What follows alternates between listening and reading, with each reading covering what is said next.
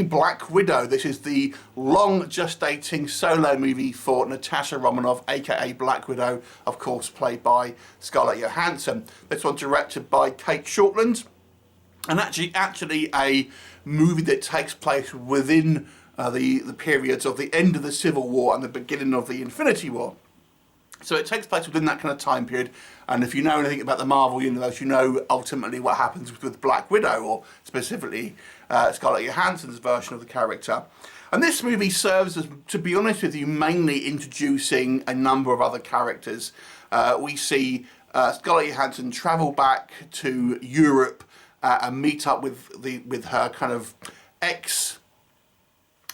fake family, so to speak, where they were a sleeper cell for Russian intelligence and stuff, and we were introduced to Yelena Belova, who is essentially Scarlett Johansson's character's kind of little sister, and her kind of her handlers who were playing her parents when they were at a sleeper cell. And it's kind of like an introduction to the to those characters, and then Scarlett Johansson is drawn into this kind of espionage tale where they're trying to take down the kind of leader of this Red Room, which is the organisation that has all these kind of like trains all these kind of Black Widows, who is now using mind control techniques to kind of like have subservient kind of slaves ultimately.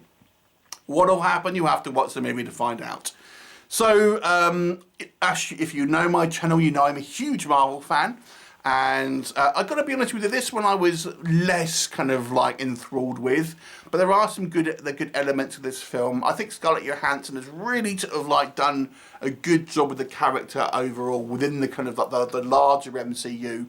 And we have seen such a progression in the character, and when you play a character for over kind of 10 years like she has been, I know it gives an actor some real kind of meat on the bones to kind of develop someone. So, you know, going into this movie, the character of Natasha Romanoff, Black Widow, is a well-established character. So you really do understand where she's kind of coming from, and it gives the movie some emotional pathos, I think.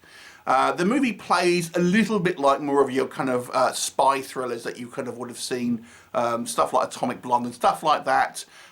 So it kind of feels less like a Marvel movie at times and more like at least a somewhat of a neutered version of one of these kind of spy movies. Of course, this being a Disney movie, it's not going to go full on with a virus, but nonetheless there are some kind of quite nice action sort of sequences.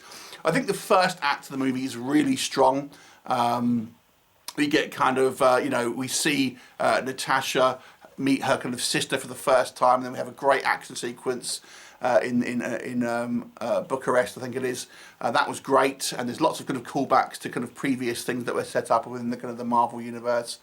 And there are some nice character moments here, and we sort of see this kind of like this weird sort of family dynamic that we kind of have here. I think Florence Pugh is given all the best lines. I actually think Scarlett Johansson was somewhat shortchanged in this movie.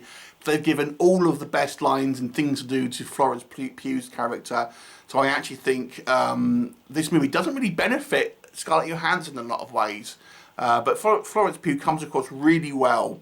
And there are a couple of kind of like fun action sequences as well. However, to be honest with you, I felt this movie was less about Natasha Romanoff and more of just a setup for Yelena Belova.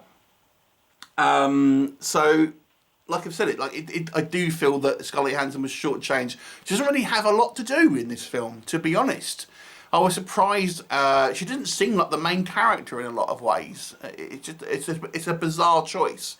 I think the main bad guy is quite weak. Played by Ray Winstone, he's kind of like the head of this kind of like Leviathan, which is this kind of spy organisation. And something that bothers me, and I guess there's no way around it again because it's a Disney film, because this movie is about ultimately Russians and stuff like that.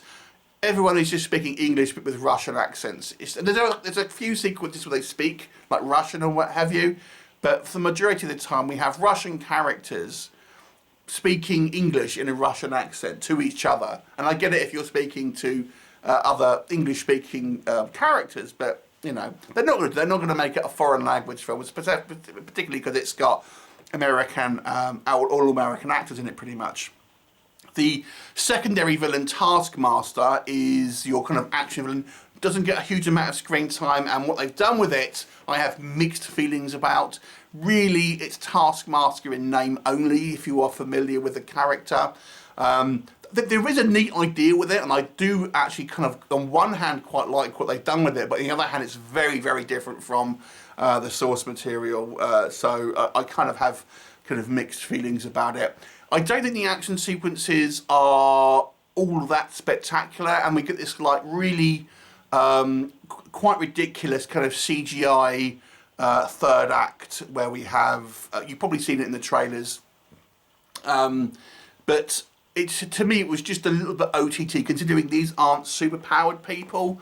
We're meant to believe that these sort of things happen, and there's even like some smaller moments where when the identity of Taskmaster is revealed, and we realise that they've been fighting someone who has superpowers. Ultimately, the only person with superpowers in this movie is David Harbour's Red Guardian. He's the only one with superpowers, really, and it doesn't really make sense when you think about the context of the fight. Anyway, but overall, it ends up being not a bad film, but a somewhat kind of average film for the Marvel Cinematic Universe.